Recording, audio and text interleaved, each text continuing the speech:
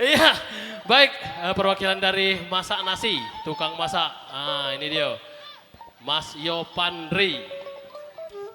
Ini atensi masih banyak nih, Ana. Cuman sabar yo. Karena tadi pagi sempat baca ada nih.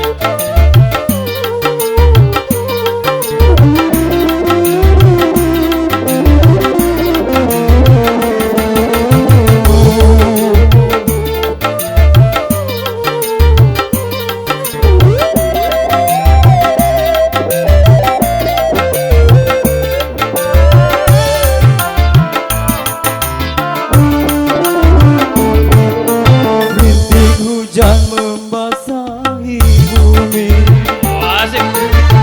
susir kesunyian malam, segenggam luka yang aku rasa tanpa terasa yang kularang.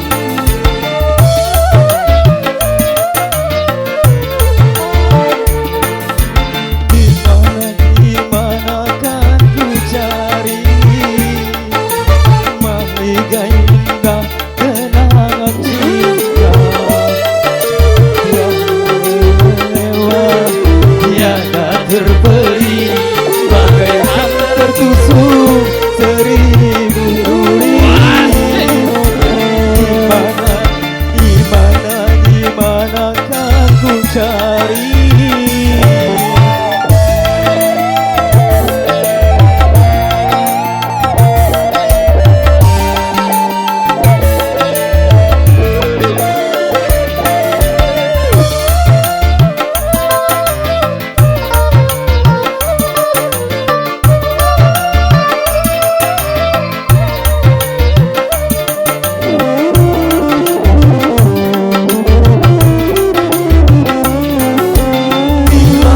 beban derita ini berlalu dari kehidupanku,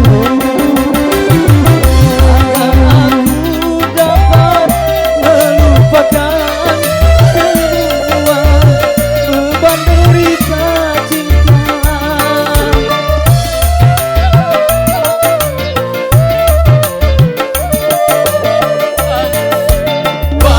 Lukisan malam yang gelap, walau aku dalam pelukmu,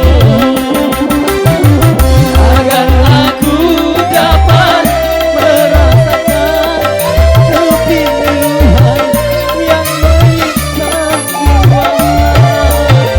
Jangan kau biarkan diriku merana kecewa selamanya.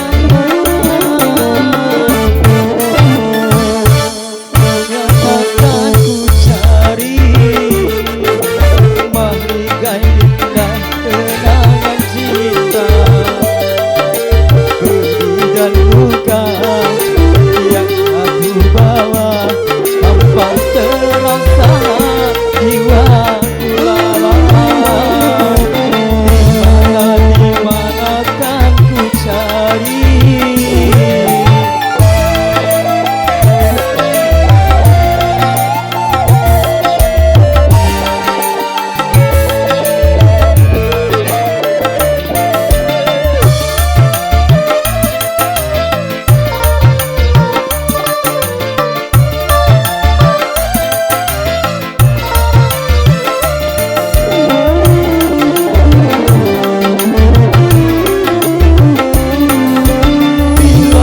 beban derita ini berlalu dari kehidupanku,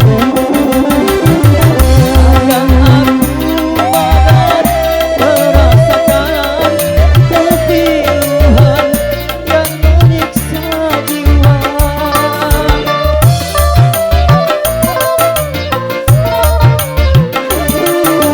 Wahai lukisan malam yang gelap, bawalah aku dalam pelukmu,